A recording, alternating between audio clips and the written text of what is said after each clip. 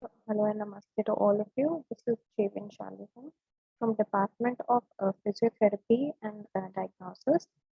In past sections, I've taught you about protein, energy, malnutrition, and then which is a kind of mm, malnutrition which is caused due to undernutrition. And then I talked about obesity, which is a type of overnutrition, malnutrition.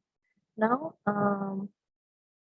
next is your next today I'll be talking about RDA or diet prescription. So there are general principles. So RDA of nutrients are basically standing for recommended dietary allowance. So RDA will stand for recommended dietary allowance, and what the word RDA stands for, what is basically recommended dietary allowance, I've already discussed with you people in previous sections also. Now, after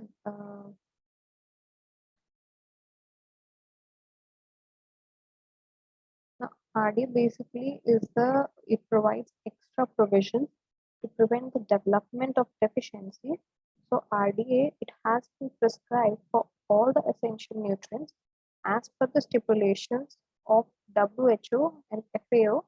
The Indian Council of Medical Research, or ICMR, has suitably modified the Indian conditions for modified RDAs for different Indian conditions. So RDA for people living in different conditions could be different. So now, general principles. While prescribing the diet of a person, the following general rules have to be remembered. So, what is the ideal body weight first of all? So, the underweight person, they should be given more nutrients, and the overweight person, they should reduce the calorie intake. So, the ideal body weight for an average male adult is taken as 48 kg for the height of 153 centimeter plus or minus 1.25 kgs for every centimeter. Now, for an average adult female, the ideal body weight is 45 kgs for the height of 153 centimeter. So, plus and minus for each kg and for every centimeter. Now, protein requirements are basically 1 kg per kg body weight for adults and 2 grams per kg. Protein requirement is 1 gram per kg body weight for adults and for 2 grams per kg body weight for children. So during pregnancy and lactation, protein requirement is about 2.5 grams per kg body weight. Now, what is caloric requirement? So it depends upon your age, sex, height, weight, health status, and above all, physical activity and occupation. So as a thumb rule, the caloric requirement for a person is taken as 30 to 35 kilocalories per kg of ideal body weight. So for sedentary habits, basically,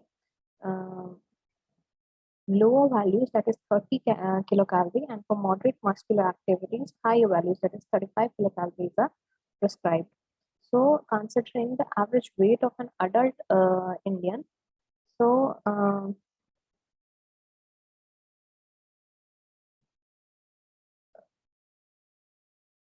between 55 to 65 kg, an average calorie requirement will be between 1700 to 2300 kilocalorie per day.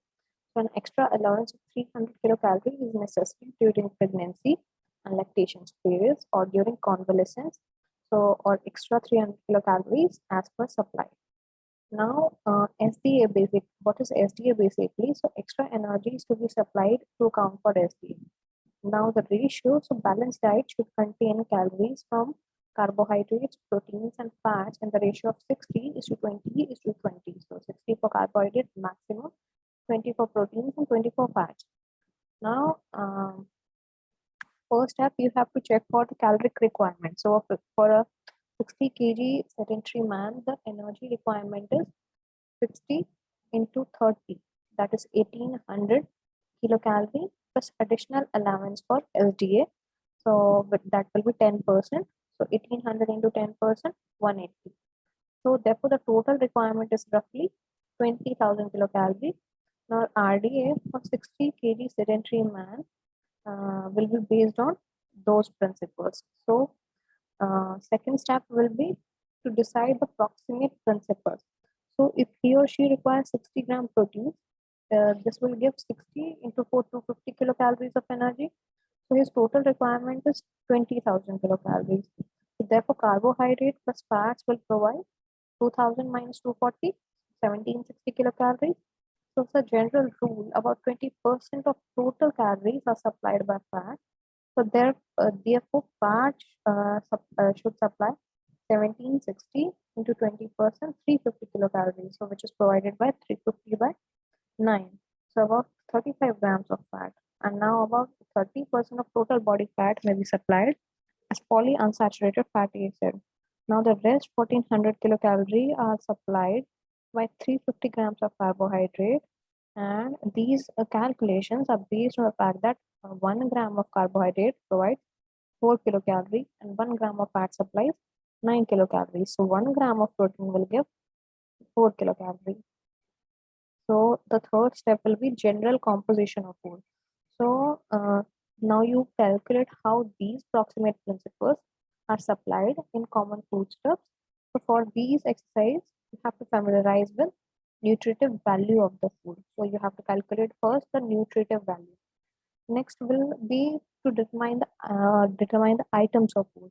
So knowing the requirement and the nutritive value of foodstuff, it is possible to write down the items of the food. So a fundamental principle of dietetics is that food exchange. So it is very useful for calculation of proximate principles. So accordingly, foods with similar nutrient composition are grouped together. It is also useful to provide variety in the foods. Now there is what is food exchange systems basically. So one chapati or one large slice of bread will give equal quantities of energy and protein, so they are nutritionally equivalent. So legume and pulse exchange system is also there. Now mutual supplementation. What is mutual supplementation of cereal and pulse? So although protein content of pulse is more than cereals, but average Indian diet contains more of cereal, as proteins are mainly supplied by cereals. Pulses give good quality of protein. Now, jurisdiction combination of cereals and pulses, it provides all the essential amino acids, and pulses are deficient in methionine while cereals they lack lysine.